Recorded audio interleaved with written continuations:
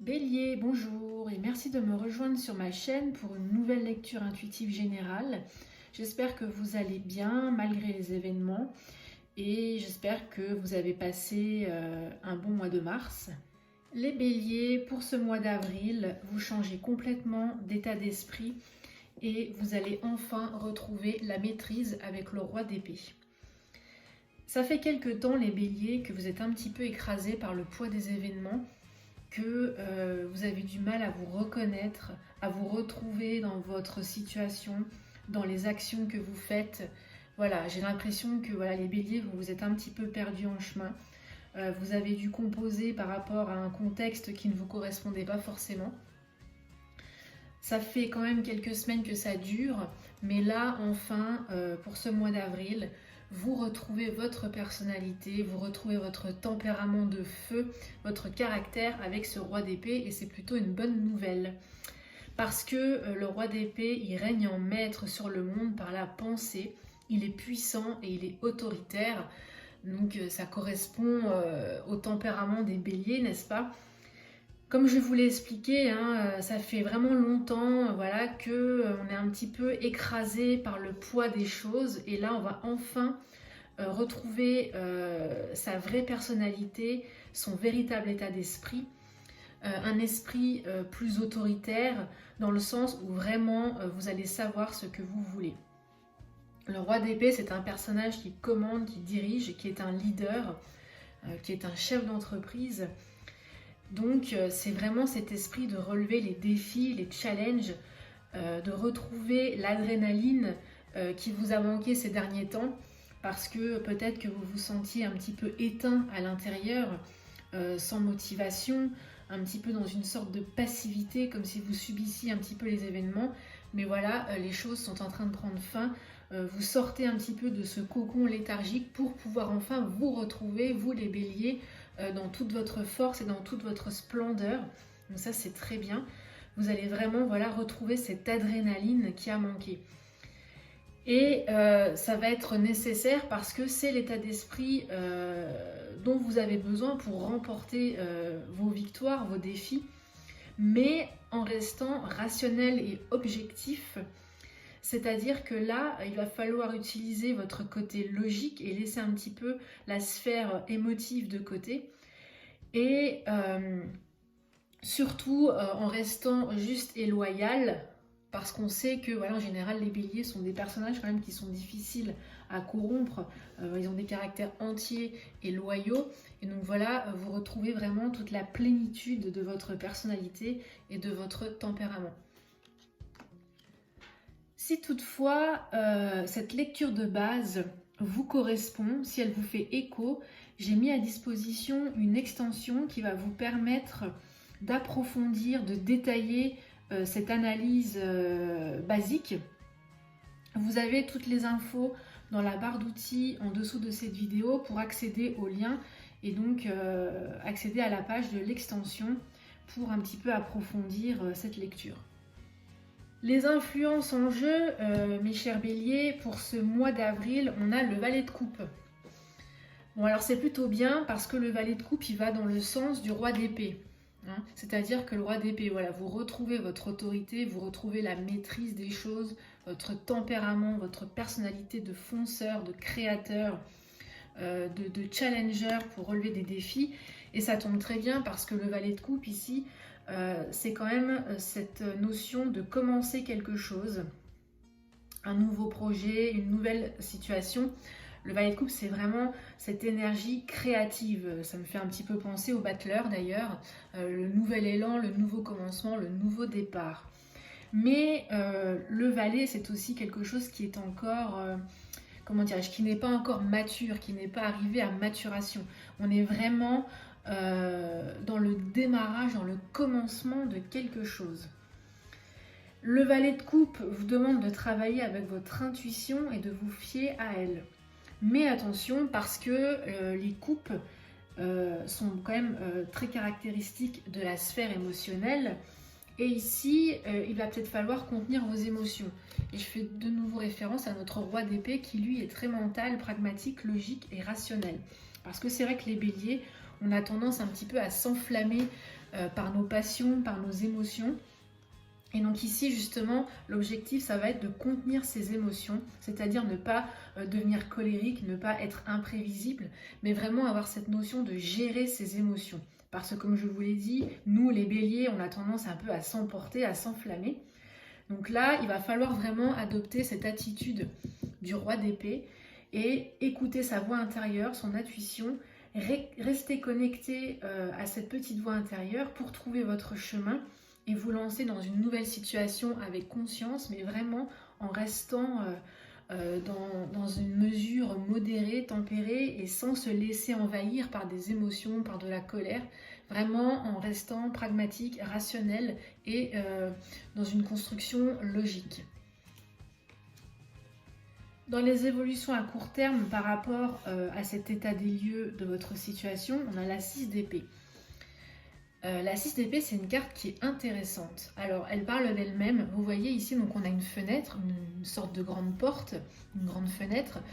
Et voilà, on a tout un horizon, on a tout un chemin, voilà, tout un nouveau voyage qui vous attend de l'autre côté. Mais pour pouvoir traverser cette fenêtre, pour pouvoir traverser cette grande porte, il va falloir surmonter un obstacle ici, c'est-à-dire passer par-dessus ces 6 épées justement qui viennent un petit peu vous barrer la route.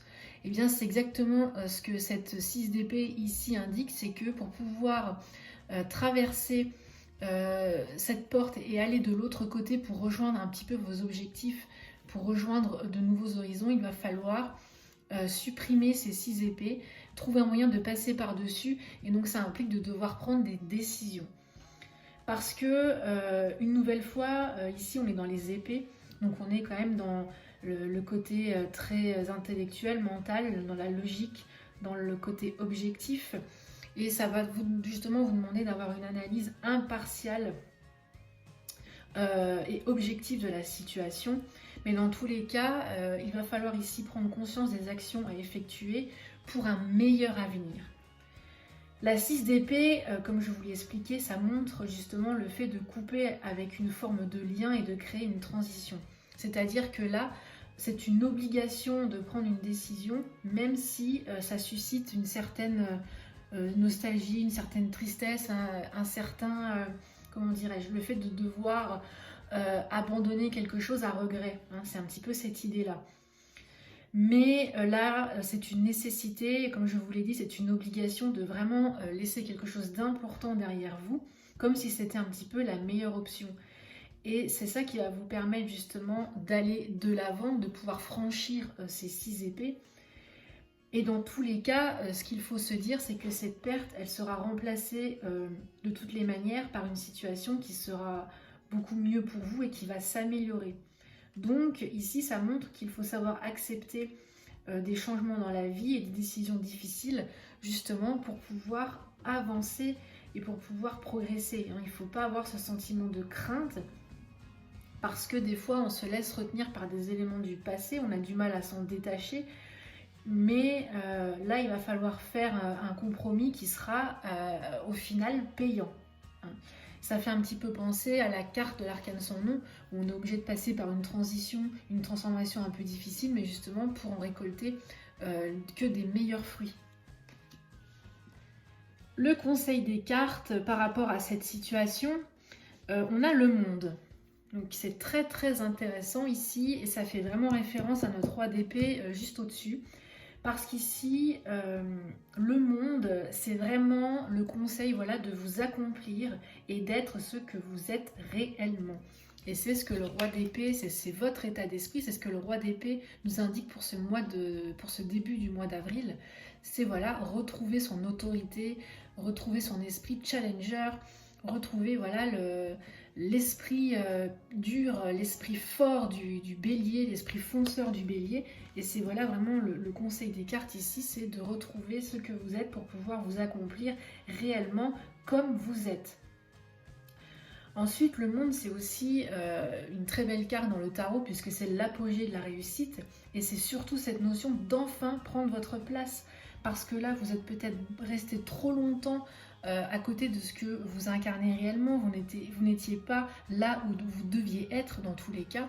Et là, les cartes vous disent, voilà, il faut retrouver votre place, revenir au centre de ce que vous êtes et vraiment retrouver parfaitement votre position, votre place dans l'univers, dans votre vie, j'ai envie de dire en général. Et ça implique justement de comprendre votre rôle et votre destinée, de trouver le moyen de vous réunifier à vous-même, justement pour atteindre vos ambitions, vos rêves, parce que là, vous êtes vraiment proche de vos objectifs, proche du but. Et puis, il y a aussi le monde, ça implique cette notion de devoir travailler. Alors, c'est certainement un travail voilà, qui implique des sacrifices. Je fais notamment référence à ma 6 d'épée. Mais ce sont des sacrifices à bon escient, puisque au final, ce sera un travail qui sera récompensé. Le deuxième conseil des cartes ici, c'est la reine de coupe. La reine, c'est quand même la maturité émotionnelle. C'est aussi cette notion de se protéger, vraiment voilà, de créer une barrière de sécurité. Mais je pense qu'ici, la reine de coupe, c'est quand même une carte de passivité. C'est le fait de devoir se mettre en retrait. Mais qui dit passivité, dit aussi le fait d'être réceptif. Alors quand on est passif, on observe. Et quand on est réceptif, c'est-à-dire qu'on reçoit tout ce qu'on va vous donner, tout ce qu'on vous donne. Et c'est ici le conseil des cartes, c'est vraiment garder une sorte de retrait, d'avoir l'intelligence d'être réceptif par rapport à ce qu'on peut vous apporter. Parce que c'est vrai que des fois, les béliers, on a tendance à être un peu orgueilleux et puis à pas forcément écouter ce qu'on nous dit et à en faire qu'à notre tête. Mais justement, ici, le conseil, ça va être justement de développer cette forme de réceptivité pour pouvoir engranger des conseils afin de progresser. Mais tout en restant en retrait, hein, sans voilà, vouloir trop se mettre en avant, etc. C'est vraiment avoir cette phase de recul, d'observation pour pouvoir mieux jauger les situations et mieux avancer. Et puis surtout, faire confiance à son intuition, écouter sa petite voix. Hein, je fais référence ici au valet de coupe. Et voilà, développer son relationnel, parce que c'est ce qui va vous aider à avancer. Et puis n'oubliez pas, le valet de coupe, ne pas se laisser emporter par ses émotions. Voilà, restez en retrait, réceptif et engranger le maximum d'informations que vous pouvez pour pouvoir justement avancer. Dans les obstacles à franchir pour ce mois-ci, alors c'est assez intéressant aussi parce qu'on a la 2 de denier. Vous avez vraiment, vous les béliers, pour ce mois d'avril, une lecture qui est vraiment très cohérente et des explications qui s'emboîtent les unes dans les autres. Donc là, le 2, c'est la dualité. Et ici, la 2 de denier, c'est vraiment cette notion de devoir sans cesse jongler dans sa vie. Alors c'est sûr que là, en obstacle, ça peut montrer un déséquilibre dans un domaine de votre vie et cette notion de devoir faire un choix. Mais c'est un choix intérieur, c'est-à-dire que là, ce déséquilibre, ça provoque en vous un conflit intérieur et un choix difficile. Et ça me fait notamment penser juste au-dessus à cette fameuse 6 d'épée. Voilà, devoir prendre une décision qu'on n'a pas forcément envie de prendre, mais dont on est obligé, voilà, obligé de faire et obligé de faire cette transition-là pour pouvoir passer outre et pouvoir continuer sa route, n'est-ce pas? Donc voilà, cette 2 de denier me fait exactement penser à ça. Et donc forcément, ça crée des indécisions. On se disperse un peu, voilà, on est dans une situation qui est chaotique. Et clairement, voilà, c'est tirer une réponse concrète à une question précise, dans tous les cas. Mais là, voilà, la 2 de denier, c'est vraiment cette notion de devoir jongler avec deux choses pour qu'elles puissent continuer à coexister. Mais au final, est-ce que ça va être possible ? Est-ce que vous allez pouvoir continuer indéfiniment à faire ça ? C'est la question principale. Parce qu'au final, ça va devenir une lutte. Vous allez vous acharner à maintenir un équilibre et à un moment cet équilibre-là va s'effondrer. Hein, parce qu'il y a un moment on ne peut pas avoir le beurre et l'argent du beurre. Et c'est exactement la 6 d'épée ici. C'est-à-dire que vous essayez de jongler avec tous les aspects, de maintenir le maximum de choses en équilibre, mais à un moment, cet équilibre est fragile et il peut s'écrouler. Donc ça va être l'obstacle. Ça va être le principal obstacle que vous allez devoir affronter. Et puis enfin, en synthèse, en conclusion générale de cette lecture, eh bien, on a la 10 de coupe. Alors ça, c'est vraiment une très belle carte parce que la 10 de coupe, donc on voit quand même sur la carte, c'est une carte de joie, d'harmonie, de plénitude. C'est-à-dire que là, vous allez enfin retrouver l'harmonie et le bien-être. Je fais notamment référence ici à cet équilibre fragile. Vous allez certainement réussir à surmonter cet obstacle et à trouver un compromis, trouver une solution. Je fais notamment aussi référence à notre 6 d'épée. Vous allez trouver une solution pour pouvoir passer outre ces 6 épées qui vous barrent un peu la route et continuer donc votre chemin d'existence. Donc voilà, la 10 de coupe ici, c'est quand même une carte de bon augure, c'est une carte qui est positive, de bien-être, et vous allez enfin pouvoir profiter de vos acquis. Sachant que le 10, c'est de la fin d'un cycle, d'un accomplissement, pour redémarrer vers un nouveau chemin. Donc c'est positif et ce sera un chemin voilà, dans un état de paix, d'harmonie et de joie. Pour finir, je vous propose de découvrir les cartes que l'on étudiera ensemble dans l'extension. Donc par rapport à votre état d'esprit, donc on avait vu le roi de coupe, on a le battleur, excellent. Donc voilà, ça va très très bien ensemble.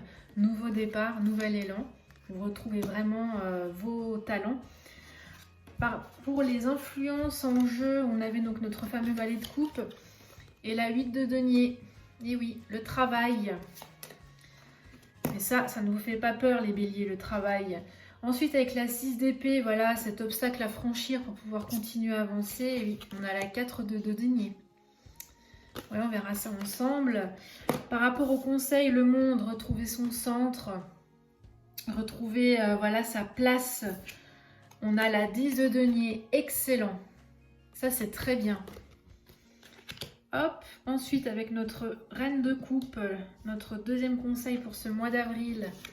Hop, la reine de coupe, être intuitive, être réceptif. Hop, on a le valet de bâton. Très très bien. Donc vous voyez ici, on est vraiment dans le fait de quand même démarrer avec ces deux valets qui sont l'un en dessous de l'autre. Cette notion quand même de nouveau départ, de démarrer quelque chose. Les obstacles, hein, cet équilibre fragile. Eh bien oui, on a que des bâtons et on a la 5 et la 7 de bâton. D'accord, donc là, il y a quand même un conflit. Et ensuite, en conclusion, la 10 de coupe. Excellent. La reine de denier. Très bien. Vous avez beaucoup de personnages d'honneur du tarot hein, dans cette lecture. Bien voilà. Alors pour ceux qui souhaitent me rejoindre sur l'extension Vimeo, eh bien je vous retrouve donc tout de suite. Pour les autres, je vous souhaite un excellent mois d'avril et donc je vous retrouve le mois prochain pour une nouvelle lecture. Voilà, à très bientôt. Ciao, ciao!